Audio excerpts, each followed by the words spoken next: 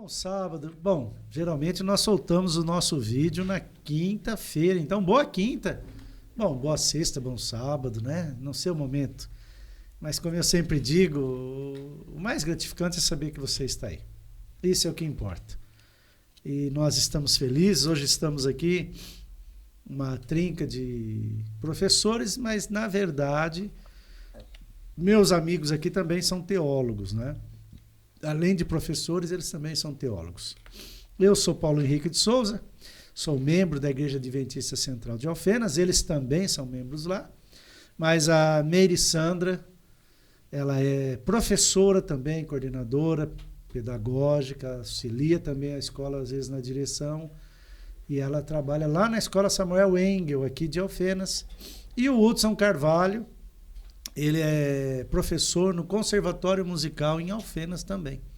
Nós estamos aqui reunidos para conversar com vocês um pouquinho sobre Expiração Horizontal, a Cruz e a Igreja. Mas no formato de podcast, tá? Não é no formato de recapitulação da lição, tá bom? E para começar, eu vou pedir para a Meire nos dirigir com uma palavra de oração. Vou pedir que você feche seus olhos.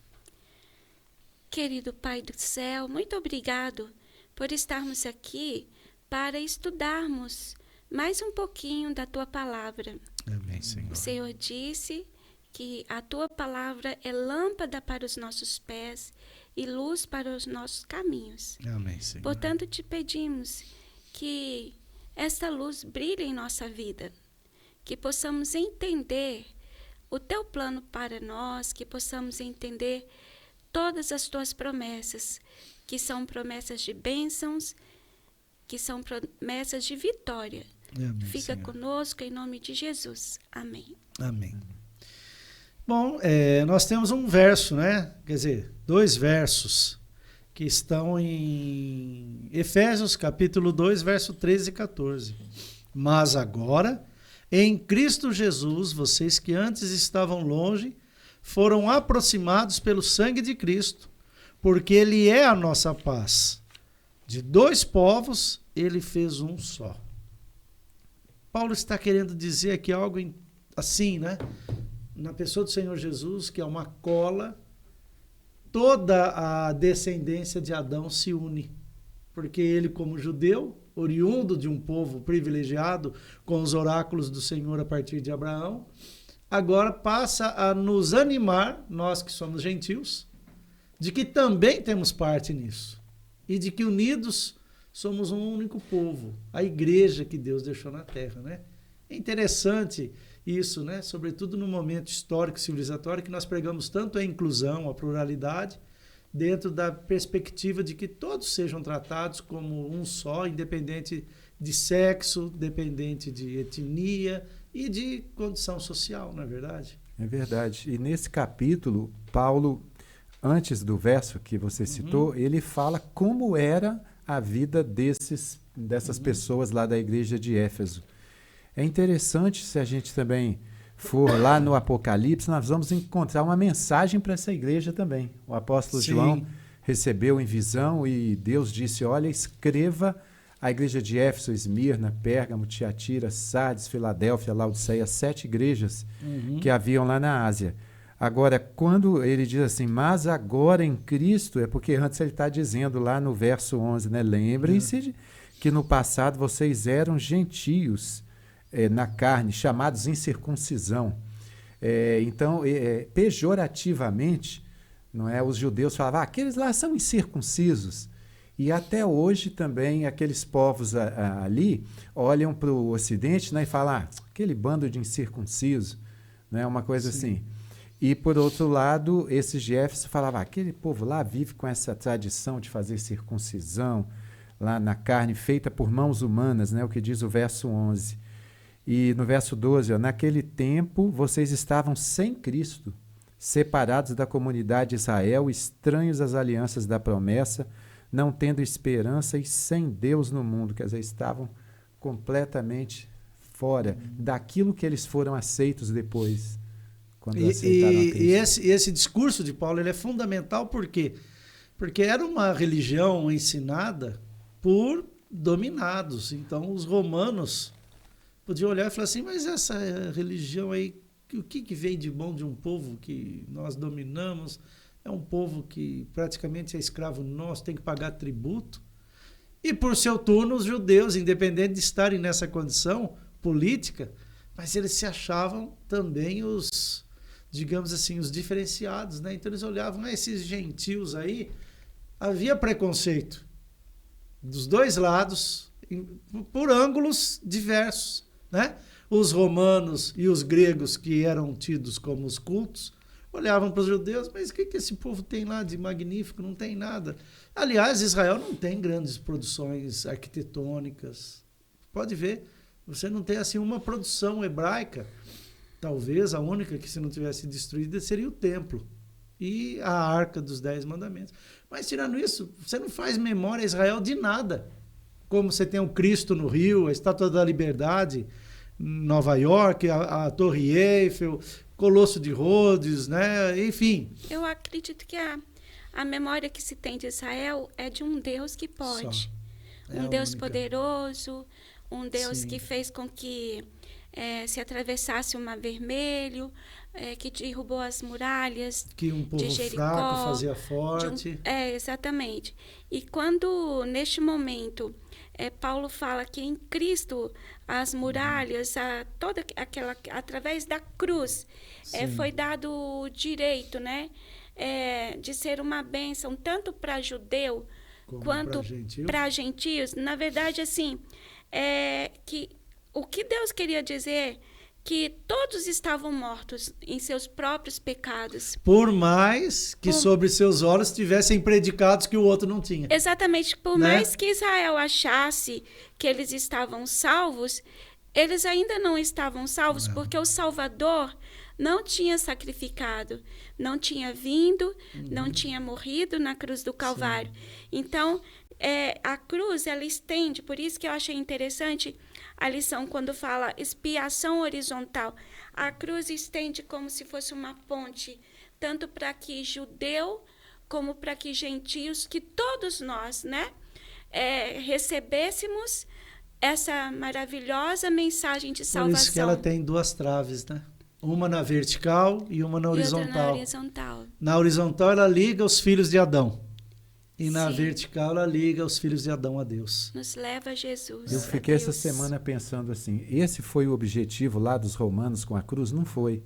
É interessante, né? Mas aí Deus, ele, de uma situação ruim, não é? A morte de Cristo foi boa para nós, né? Mas houve um sofrimento da parte da divindade ali. Sofrimento que a gente vai passar a eternidade para entender, nunca vamos entender. Sim.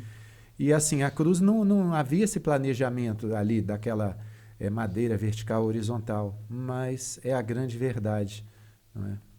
Porque ela reconcilia o homem com Deus, mas também lembra o homem de toda a universalidade, né? De toda a universalidade que existe, de toda a riqueza que existe dentro dessa descendência de Adão.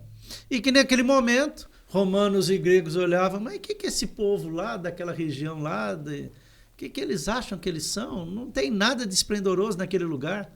E eles, por sua vez, né, olhavam esses pecadores e circuncisos, o que eles acham que eles têm? E foi só através do evangelho, só através dessa mensagem, que o ser humano parou de olhar para as diferenças e passou a olhar para aquilo que nos unia, que era o perdão, a graça, o amor e o sacrifício do Senhor Jesus por cada um de nós. E essa separação, né, de Israel, aqui até nós estudamos, é que essa separação e a salvação oferecida através de Israel, olha só, embora Israel não creia em Jesus como Filho de Deus, foi de Israel que veio a salvação. O Filho de Deus, né? Então, é uma questão assim. E essa salvação, ela se estende agora a todos. O que é só gentios? É só quem é incircunciso, Hudson? Os gentios, com certeza, na época, eles eram incircuncisos, né? Aqueles povos ali da Ásia.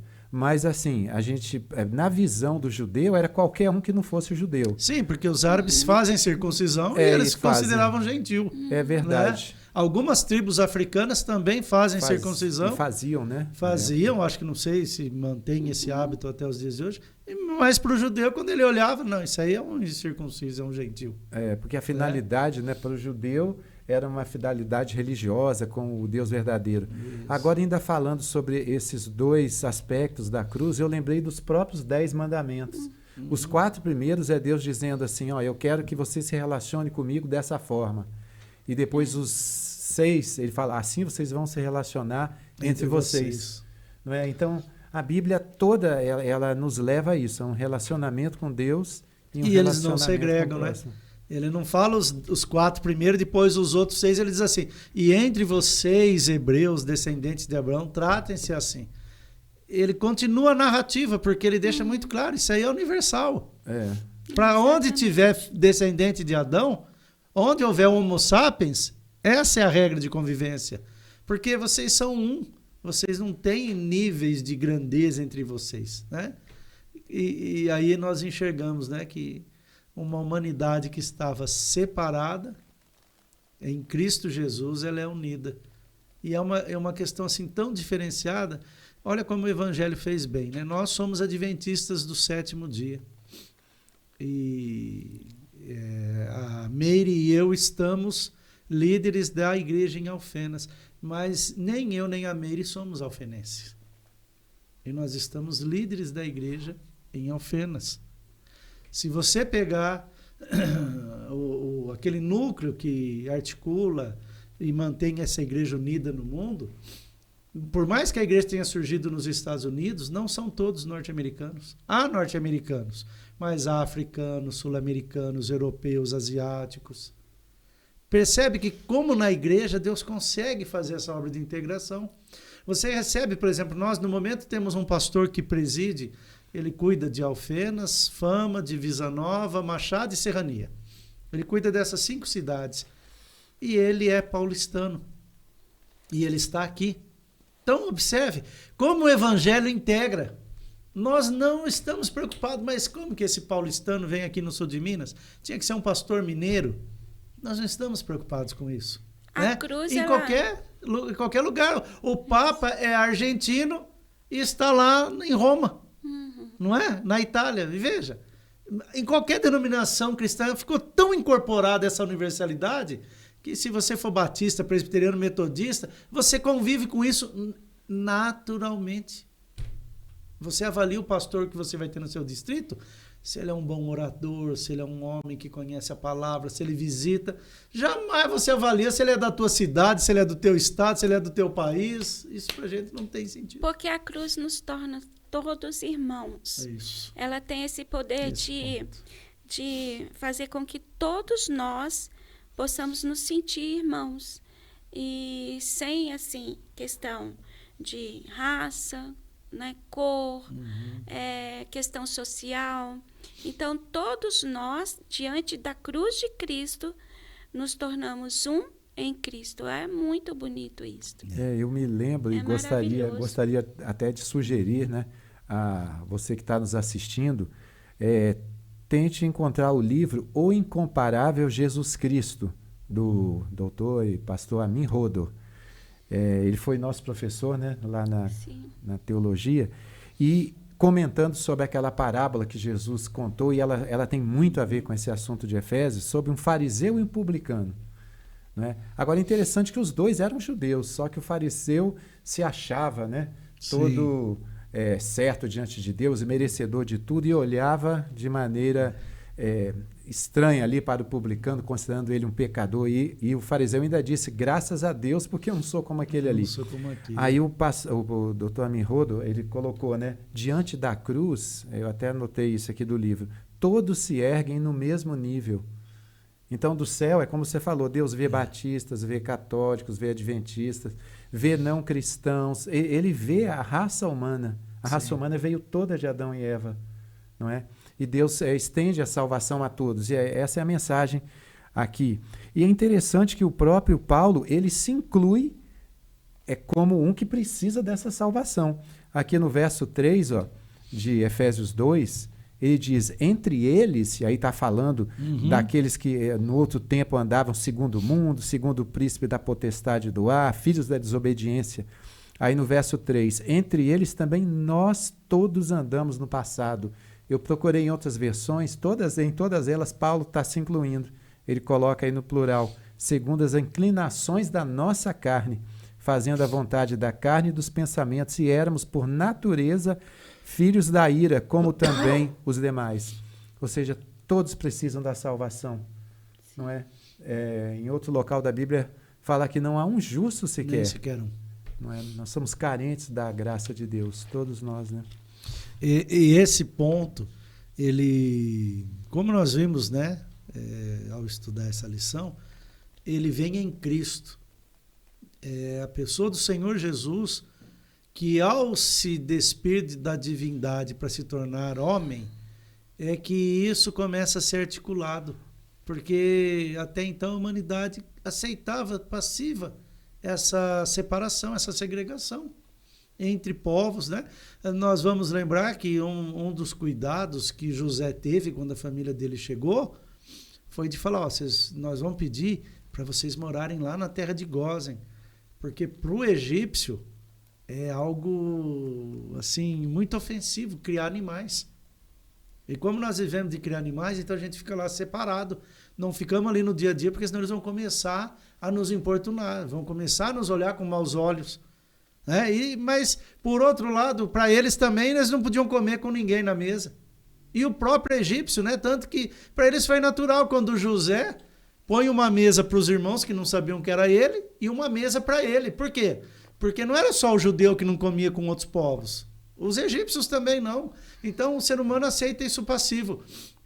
Quando o Senhor Jesus surpreende o universo, toda a criação, vindo como Deus na forma dessa raça caída, ali ele planta a semente de uma raça que vai se integrar.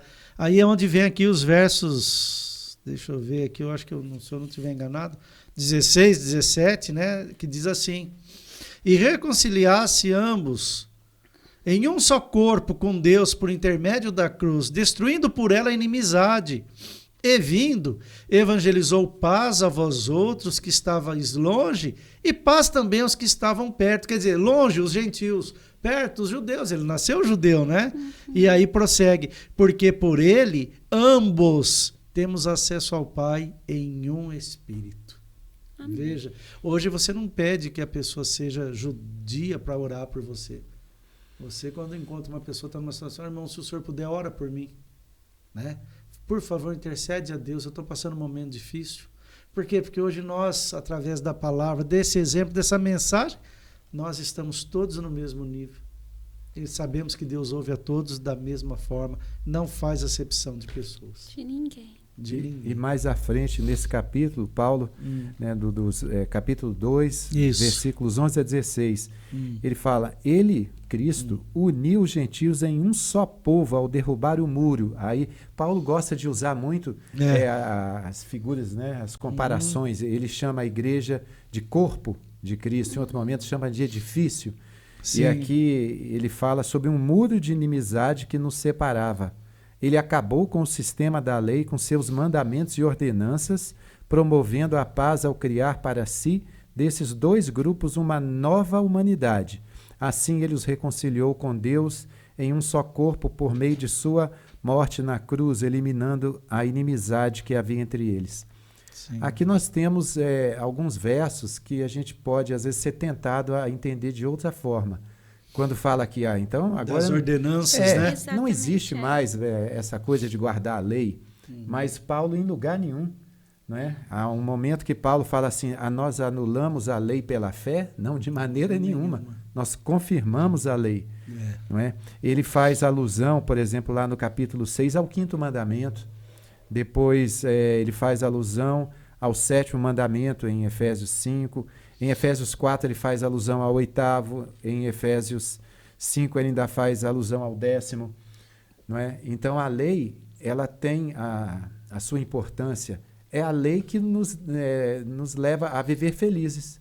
Felizes com Deus, felizes com o próximo. Ordenanças e mandamentos que Paulo queria se referir eram aquelas Aquela ordenanças ritualidade, né? das leis rituais, cerimonialistas, as questões ali, né, das festas judaicas, também né, de todo aquele sistema de ordenanças que até então existiam e eram para ser cumpridas.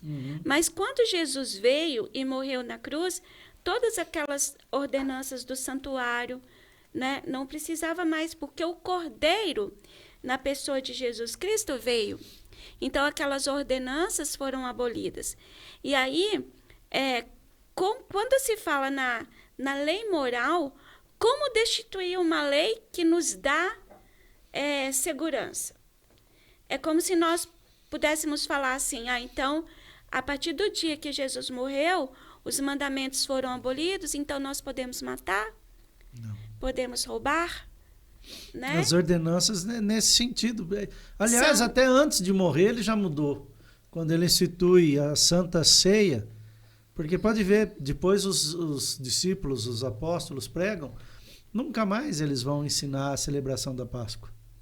Eles fazem alusão à Páscoa, mas eles celebram a Páscoa na forma da Santa Ceia. Então é nesse sentido.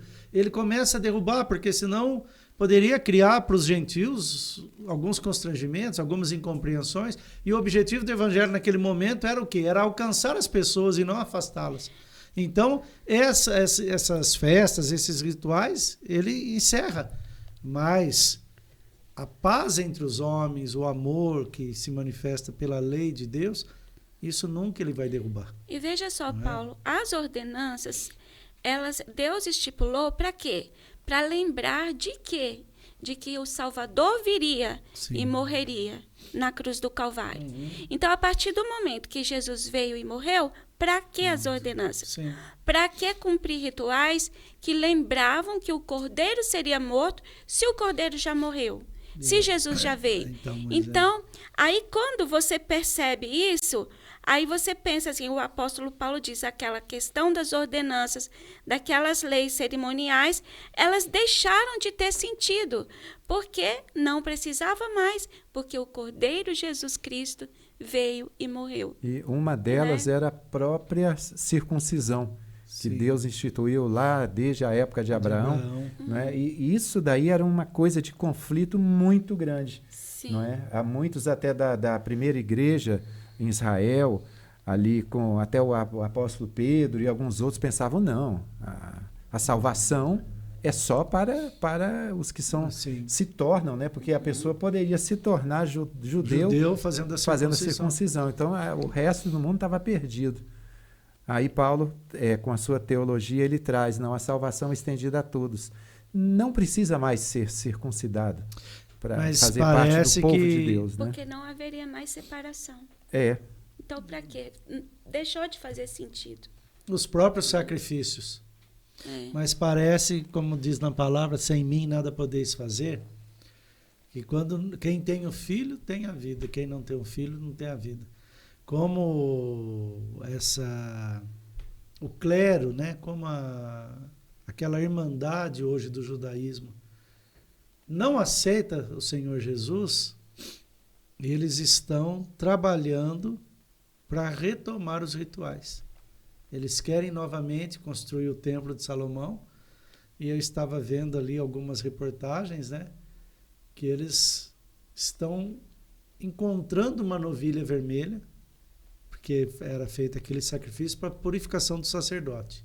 E aí o sacerdote purificado, ele então conduzia os sacrifícios das ovelhinhas e dos cordeirinhos para fazer, inclusive, a purificação do templo e do pecador que chegava até a tenda em arrependimento.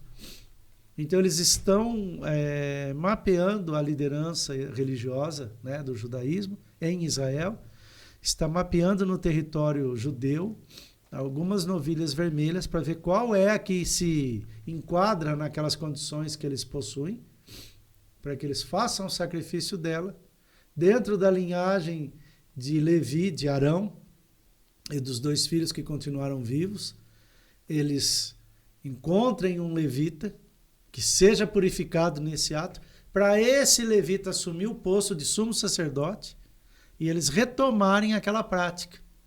Porque, infelizmente, mesmo sendo ensinado há quase mais, né? Nós já estamos em 2023, quase 2.000 anos, há 1990 anos atrás, um esclarecimento tamanho, mas como eles não aceitam o evangelho, eles vão fazer um retrocesso e vão ficar mais ainda ausentes do perdão e da graça. Sim. Confiando que os rituais é que vai diferenciá-los de nós e vai torná-los de novo o povo escolhido de Deus. Quando aceitar ao Senhor Jesus no coração, é que nos torna o povo escolhido de Deus. Infelizmente, quem viver, verá. Se de repente um dia lá no jornal da Band, jornal da Record, enfim, qualquer uma das emissoras, né, aparecer a notícia de que eles fizeram o ritual para a purificação do sumo sacerdote, para o sumo sacerdote começar. E inclusive, infelizmente, né, teve uma ala dos deputados de direita de Israel que queria aprovar uma lei criminalizando o ensino de Jesus como Messias em Israel. Se alguém fosse pego ensinando que Jesus é o Messias e que eles deveriam aceitá-lo como Messias prometido, filho de Davi, que essa pessoa seja presa ou pague uma multa. Olha que ponto, né? Quando você não aceita o ensinamento. Continua persistindo, né, o verso bíblico. Veio para os que eram seus e os seus não os receberam. Infelizmente. Isso aí faz até a gente refletir, né? Em nosso país, vez ou outra, algum estado Sim. do nosso país proíbe que se faça oração, não tem isso? Assim, antes das aulas e ensino religioso já vai perdendo a força, porque a ideia é assim, não, por que teria que ser a religião cristã? Então, a gente teria que ter espaço para ensinar todas as outras, as não cristãs também, e vai por aí afora, né? E infelizmente nós não enxergamos algumas obviedades, né? Por que há esse debate? Por que não ensinar as outras? Porque o cristianismo sendo ensinado, ele organiza uma sociedade democrática. Vá lá nas outras e tente ensinar o cristianismo para você ver, né? Mas aí, que nem alguns grupos, né? Eles pedem que hajam eleições livres até eles chegarem ao poder. Depois que eles chegam ao poder, eles implantam a ditadura. É o que nós temos visto. E um dos aspectos desse estudo, né? O muro foi derrubado, Efésios 2,14, né? De separação. Mas quem não recebe a Cristo e não permite essa obra do Espírito, começa a se tornar medíocre. Continua pequeno. Preso. E agora o que eles estão trabalhando para fazer é justamente erguer um muro, pois eles vão sacrificar a novilha vermelha. Vão se fechar de Vão novo. se fechar e agora, se você quiser, vá se circuncidar, vá renegar a Cristo e vá aceitar que você ainda espera o Messias, aí você se torna um judeu praticante e aí você então é admitido. Repare, quanto retrocesso com tanta luz e tanto esclarecimento. Infelizmente, a palavra mostra, é o que o Senhor Jesus Cristo falou, sem mim nada podeis fazer. Quando nos afastamos dele, da luz que nos ilumina, né? Palavra diz lâmpada para os meus pés, é a tua palavra e luz para o meu caminho, nós somos pegos pelas trevas da ignorância, nos afastamos e excluímos. E é o que nós começamos a assistir de novo em Israel, infelizmente, né? Ao longo da história, a gente vê conflitos mundiais o tempo todo. Isso desde que o mundo é mundo.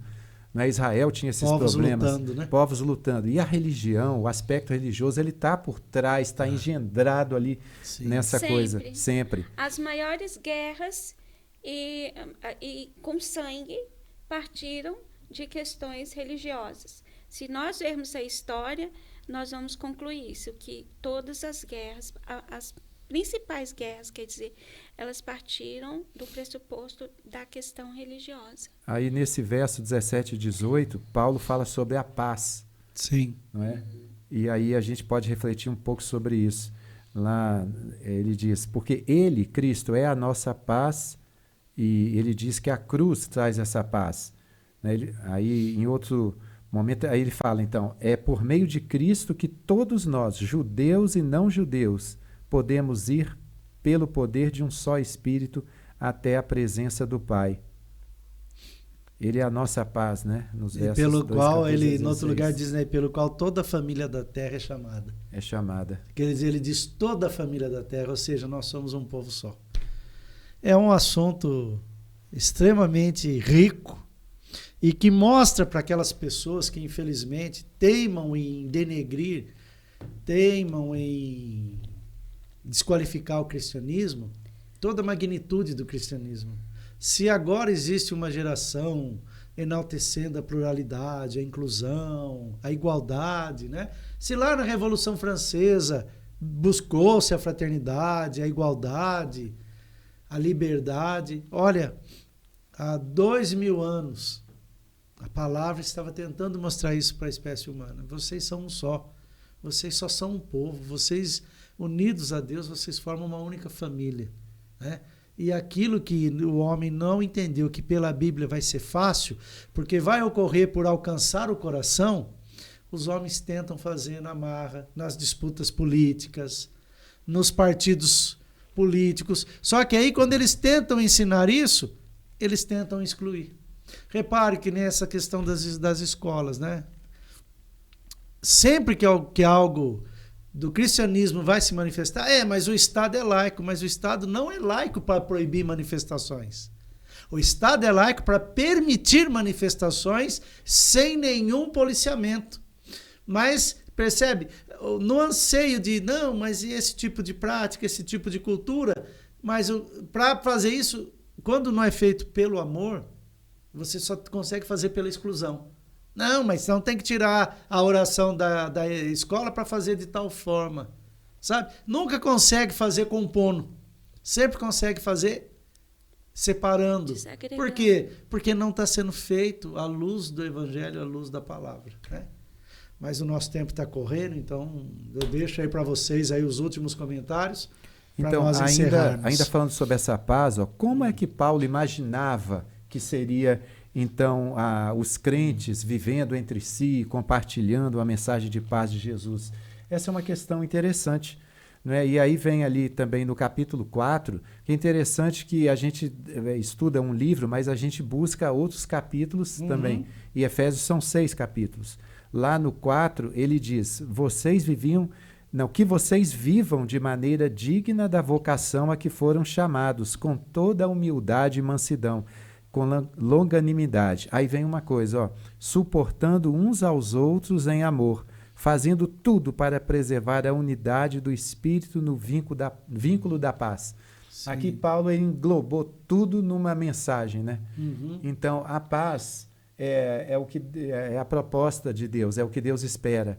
Mas, infelizmente, a Bíblia ela descreve para onde vai caminhar, as coisas vão caminhar, né? Então, por nós mesmos, o ser humano nunca vai ter paz o tempo todo, entre todos os povos, né? Infelizmente, isso não vai acontecer, apesar de que era o objetivo de Deus. Sim, Jesus falou o seguinte, deixo com vocês a paz, a minha paz lhes dou.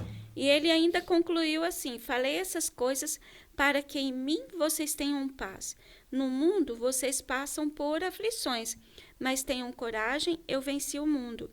Então, assim, o mundo nunca terá paz total, mas aquele que ama a Deus e faz a vontade dele, vai ter a paz que excede a todo o entendimento.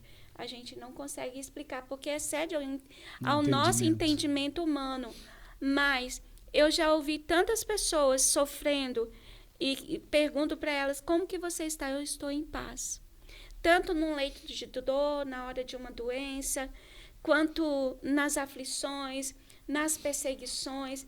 A gente vê isso até mesmo nos profetas e nos discípulos que perderam a vida por amor de Jesus. Eles estavam como? Em paz, em relação a essa situação. Então, essa paz que Jesus deixou para nós, ela é verdadeira, Paulo. Ela está, assim, para qualquer que quiser, para todo aquele que precisa e aceita. Sim. Mais algum comentário?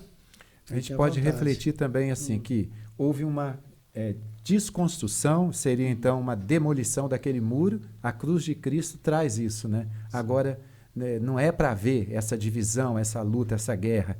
Né? Todos são aceitos em Cristo Jesus. Então, Jesus demoliu o muro que separava gentios dos judeus, mas ele também construiu um templo espiritual, que é a sua igreja. E a igreja é composta de pessoas de todas as raças, etnias, que buscam fazer a vontade de Deus. Isso é tão claro no cristianismo, né? Que qualquer denominação religiosa não tem. Ela pode ter surgido na Itália, nos Estados Unidos, onde for, no Brasil. Ela agrega de todos os lugares, podem se tornar líderes, pastores, padres, enfim, e seguirem contribuindo. Por quê? Porque o Evangelho é o Evangelho da inclusão, da união. Amigos, muito obrigado. Né? É muito bom termos esses momentos. A você que esteve conosco até agora, muito obrigado. Na próxima oportunidade, nós vamos falar sobre o mistério do Evangelho. Né? E eu espero que você também esteja conosco. Mas por hoje nós encerramos e eu peço, Hudson, você faz uma oração para nós terminarmos? Sim. Santo, bondoso Deus, agradecemos a Ti a oportunidade, o privilégio que nós temos de poder estudar a Tua palavra, de podermos refletir sobre a Tua vontade e podermos assim, Senhor, sermos transformados por Ti e vivermos felizes. Amém, Senhor. Esteja com cada um de nós e com esses que nos assistem a cada semana sobre o livro de Efésios, a carta de Efésios que Paulo escreveu, que esta mensagem possa realmente nos dar a visão de como nós devemos viver em relação a todas as pessoas, a todos os povos, e que possamos também anunciar a Tua mensagem, a mensagem de salvação, que através de nós as pessoas possam encontrar a Cristo Jesus, que foi crucificado e, pelo seu sacrifício, estende a nós a salvação. Amém. Nós agradecemos as Tuas bênçãos e oramos no nome de Jesus. Amém. Amém.